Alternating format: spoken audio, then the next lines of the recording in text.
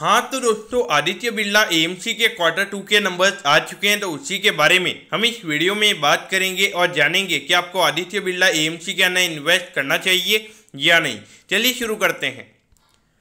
तो देखिए, सबसे पहले अगर हम रेवेन्यू के नंबर्स की अगर हम बात करेंगे तो ये नंबर क्वार्टरली बेसिस पे 2% से बढ़ा है और ये नंबर आया है 311 करोड़ पे।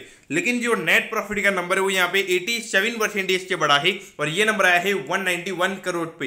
अब आपको लगेगा कि रेवेन्यू का नंबर 2% से बढ़ा है तो प्रॉफिटेबिलिटी वाला जो नंबर है वो इतना परसेंटेज से क्यों बढ़ा है। तो देखिए, इसके पीछे का जो रीजन है वो यहाँ पे जो कंपनी की जो अदर इनकम है वो हमें यहाँ पे काफी ज्यादा बढ़ती हुई नजर आई है और इसी की वजह से जो नेट प्रॉफिट का नंबर है वो हमें कंपनी का बढ़ता हुआ नजर आ रहा है।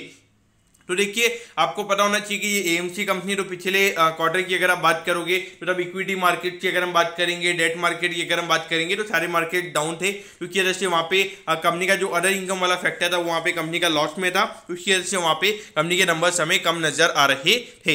लेकिन अगर हम ईयर ऑन ईयर बेसिस पे देखेंगे तो वहाँ पे कंपनी के जो रेवेन्यू के नंबर्स थे वो 6% से हमें गिरते हुए नजर आए हैं और जो प्रॉफिटेबिलिटी वाला नंबर है वो 10% से बढ़ा है और ये नंबर आया है 191 करोड़ पे। देखिए, भले ही ईयर ऑन ईयर बेसिस का जो नंबर है वो हमें यहाँ पे बढ़ता हुआ नजर आ रहा है प्रॉफिटेबिलिटी टर्म्स में, लेकिन रेवेन्यू का नंबर हमें यहाँ पे कम नजर आ रहा है। डेफिनेटली देखा जाए तो कंपनी के नंबर्स इतने कोई अच्छे हमें नजर आते नहीं है। यहाँ पे जो नॉर्मली जो अदर इनकम का जो एडजस्टमेंट होता है उसकी वजह से जो नंबर है ये हमें थोड़े अच्छे नजर आ रहे हैं। लेकिन अगर हम ऑपरेटिंग बेसिस पर अगर हम बात करेंगे तो कंपनी के नंबर्स में हमें यहाँ पे डिसअपॉइंटमेंट नजर आती है, कोई ज्यादा ग्रोथ के नंबर्स हमारे सामने यहाँ पे नजर नहीं आते हैं। तो मेरे ख्याल से अगर देखा जाए तो कंपनी के नंबर्स इतने अच्छे मुझे यहाँ पे नजर नहीं आते हैं।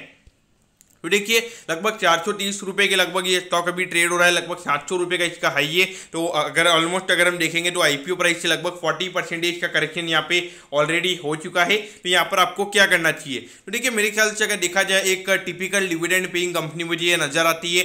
इतना ज़्यादा कोई कैपिटल एप्रिसिएशन मुझे यहाँ पे नजर नहीं आता है। और डेफिनेटली अगर आप देखोगे अभी जहाँ पे 4 कंपनी लिस्टेड हो चुकी है, इसके अलावा यूटीआई एएमसी भी है, निप्पॉन एएमसी भी है और एचडीएफसी एएमसी भी है। तो यहाँ पे ऐसा कोई वैलिड रीजन लगता नहीं है ऐसी कंपनी में, इस कंपनी में ऐसा कुछ एक्स्ट्राऑर्डिनरी है नहीं है। इसको 40-50 के पी वैल्यूएशन मिलेगा और करंटली अगर आप देखोगे लगभग 15-20 के पी रेशियो पे ये कंपनी ट्रेड हो रही है। तो उसमें हो सकता है कि लगभग 25 के लगभग का पी रेशियो मार्केट दे सकता है, लेकिन उससे ज्यादा के पी एक्सपांशन मुझे यहाँ पे ये कंपनी के लिए नजर नहीं आ रहे। और वहां पर अगर आप देखोगे लगभग 1.5 से 2% की अगर आपकी डिविडेंड डील होगी तो 25 का पी मिलना भी यहाँ पे काफी ज्यादा मुश्किल मुझे नजर आता है। तो मेरे ख्याल से तो ये पूरा सेक्टर अवॉइड ही करना चाहिए। जिस तरीके का फिनोमिनल कॉम्पिटिशन यहाँ पे आने वाले टाइम पे मार्केट में नजर आ रहा है, अभी जरोडा भी आ चुका है, एक तरीके से नवी की वगैरह बात करोगे तो डेफिनेटली काफी ज्यादा कंपटीशन हमें यहाँ पे नजर आता है। तो मेरे ख्याल से अवॉइड करना ही सही रहेगा। तो दोस्तों, मैं कहता हूँ कि एबीएसएल एएमसी के जो Q2 के नंबर्स हैं वो आपको अच्छे समझ में आगे होंगे। अगर आपकी कोई भी क्वेरीज है आप कमेंट कीजिए, मैं जरूर आपके कमेंट पर रिप्लाई करूंगा। ओके दोस्तों, thank you, have a nice day.